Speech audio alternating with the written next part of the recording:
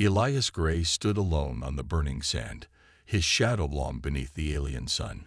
He was the only human cadet in a galaxy-famous military academy where no one believed a human could survive. Around him stood alien instructors with cold eyes, and in the distance, giant combat bots powered up with deadly energy. The training began with no warning. The bots charged. Elias didn't flinch. He ran forward, fast and quiet, dodging plasma blasts until one hit him straight in the chest. A huge explosion shook the ground. Smoke rose. Everything went still. Cadets gasped. Instructors reached for medical drones, but through the black smoke, a figure moved. Elias stepped out, chest scorched, eyes sharp, walking like nothing had happened. He didn't speak. He didn't stumble. The aliens stared in silence. One instructor whispered, "That should have killed him." Another replied, "Then maybe. He isn't just human." The academy was never quiet, but after that day, the silence around Elias grew louder. Alien cadets watched him from a distance, whispering stories that made no sense. Some believed he had hidden armor under his skin.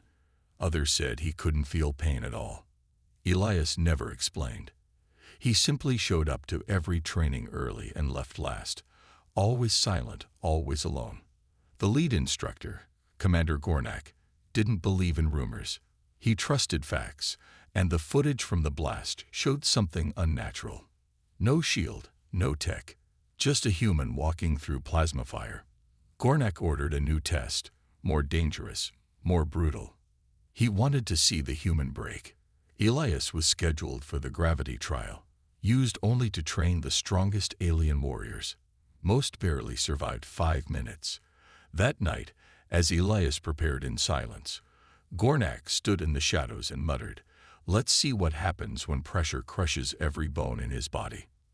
The next morning, the gravity chamber doors opened with a deep, heavy sound. Inside, the room was simple: gray walls, metal floor, and hidden machines ready to increase pressure far beyond normal. Elias stepped in without fear. Alien instructors watched from behind the glass, already sure of what would happen. As the gravity level rose, Elias dropped to one knee. His muscles strained, sweat poured down his face, and blood vessels began to show in his eyes. 10 times Earth's gravity crushed down on him. Most cadets would have passed out. But Elias didn't stop. He crawled forward, inch by inch, refusing to fall. Bones in his fingers cracked. His breathing turned shallow. Yet he kept going. The silence in the observation room was thick. Gornak leaned in, eyes narrowed. "He should be unconscious," someone whispered. But Elias reached the exit and pulled the release handle. As the gravity dropped, he collapsed outside the door, still alive. Elias didn't speak for 2 days after the gravity trial. He trained like nothing had happened, even though his hands still shook when no one was looking. Alien cadets gave him space now. Some feared him. Others called him the Painwalker. One cadet, Trask, a tall 4-armed brute from the war planet Doran, didn't like the attention Elias was getting. He believed humans were weak, and what Elias did must have been luck. During a group combat simulation, Trask got his chance. Their team was trapped in a collapsed cave under heavy simulated enemy fire. 3 cadets were injured. Trask froze, unsure what to do. But Elias didn't wait. He lifted one cadet on his back, dragged another by the arm, and ordered the third to crawl. Under laser fire, he moved all of them out. Trask watched, stunned. Later that night, he approached Elias and asked, "What are you?" Elias looked at him and said quietly, "Human." The alien instructors had seen enough to know Elias was different, but they still couldn't explain how. Commander Gornak ordered a full medical scan. Machines scanned every bone, every nerve, every cell. The results showed nothing strange. No implants, no hidden tech, just a human body, damaged but alive. But one thing stood out. Elias's brain pattern was different. pain signals in his mind were processed slower, controlled like a soldier who had trained for years to ignore them. His emotional activity was locked deep, almost silent. Gornak stared at the data. He trained his own mind to survive pain, he muttered. He broke himself before we ever touched him. But Gornak still believed Elias had a limit. Every soldier did, so he prepared one final test. A survival mission on a deadly volcanic moon. No backup. No help. Elias would be dropped alone for 3 days. Gornak said, "If he lives through this, he's more than just human." The shuttle dropped Elias onto the volcanic moon just before sunset. The ground was black rock and ash, cracked open by glowing rivers of lava. Firestorms howled in the distance. The heat alone was enough to melt weaker gear, but Elias walked calmly through it. He built a small camp using what little the shuttle gave him: basic tools, water, and a heat shield barely working. The first night, lava winds tore through his camp, burning his arm. He didn't scream. He tightened the bandage and kept watch. By the second day, the instructors received no signals. They assumed he was dead. Gornak prepared a drone to retrieve the body. But on the fourth day, a camera near the evac zone picked up movement.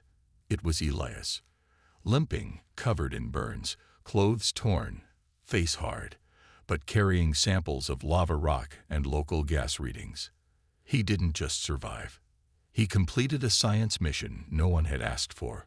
Word of Elias's return spread fast. The instructors were silent when he walked back into the academy. Burned, limping, but alive, and carrying useful data. The alien High Council arrived 2 days later, made up of ancient warlords from across the galaxy. They had heard stories, but they needed proof. So a final test was arranged. Live combat against 6 elite war drones, each stronger and faster than the cadets. The arena was filled with spectators. Trask watched from the crowd, silent for once. The fight began without warning. The drones attacked together, surrounding Elias with brutal force. But Elias moved like he had trained for this his whole life. He used broken pieces of the arena, baited one drone into shooting another, and used his own bleeding arm to lure in the final one. The fight ended with sparks and smoke. Elias stood in the center, bloody but breathing. The warlords stared in silence. No one spoke. One finally whispered, "This is what a human can become." The Council of Warlords sat in stunned silence. They had expected the human to fail, to be nothing more than a passing curiosity in their academy. But Elias had proven them wrong, over and over. The leader of the council, an ancient being named Selkar, leaned forward. His glowing eyes never left Elias as he spoke. "You are not like the others." He paused, studying the human carefully. "We've seen many fighters, but you are something else. You fight like a creature who has nothing to lose. What drives you?" Elias stood tall, his body still bruised and broken from the trials. His voice was calm, unwavering. "I fight for what I believe in. No one else will do it for me." The council exchanged glances, unsure of how to respond. Finally, Zelkar nodded slowly. "Perhaps humanity is worth more than we thought. You will fight in the wars to come, but know this, human. You are no longer just a cadet. You are a weapon." The following weeks passed in a blur. Elias trained harder than ever, his mind focused, his body pushing beyond limits. The alien instructors, once skeptical, now treated him with a mixture of fear and respect. No one could deny it anymore. Elias was a force unlike any other. As the warlords had promised, he was sent to the front lines of the galactic conflict, fighting alongside alien forces in battles that raged across distant star systems. The missions were brutal, the stakes higher than he could have imagined. He faced enemies that the alien forces feared: ancient war machines, monstrous creatures, and vast fleets. But Elias never hesitated. He fought with an intensity that pushed his body to the brink, yet he never backed down. His tactics were unpredictable, often risking everything for the smallest advantage. His reputation grew both among allies and enemies. Some called him the human titan. Others whispered in fear, "He's not just human anymore." But Elias didn't care. His goal was simple: survive and fight until the war was over. The final battle took place on the edge of the galaxy, a desolate planet where warships clashed above a field of craters. Elias stood among the alien forces, his armor scarred but his spirit unbroken. The enemy forces were relentless, an army of warlords far older and more powerful than anything Elias had faced before. But he was different now. He wasn't just a cadet anymore. He was a symbol of human strength, a living testament to what the species could endure and overcome. As the enemy advanced, Elias felt the familiar rush of adrenaline course through his veins. The battlefield was chaotic, filled with explosions, screams, and flashing weapons.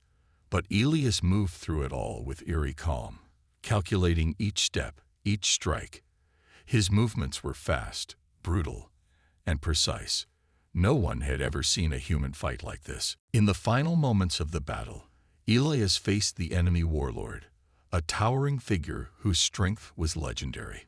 The two clashed in an explosive duel, the ground shaking with every blow. The warlord's sword was made of a material stronger than anything Elias had ever encountered, but it couldn't match his will to survive. With one final strike, Elias disarmed the warlord and stood over him, breathless but victorious. The alien forces, once unsure of his place, now watched in awe. The human who had walked through fire, who had defied every expectation, had just led them to victory. As the dust settled, Elias stood tall, his body battered but his resolve unbroken. "This is just the beginning," he said quietly, his voice carrying over the battlefield. "Humanity will rise, and we will never back down." The warlords had their answer. Elias Gray wasn't just human. He was something far greater, a living legend.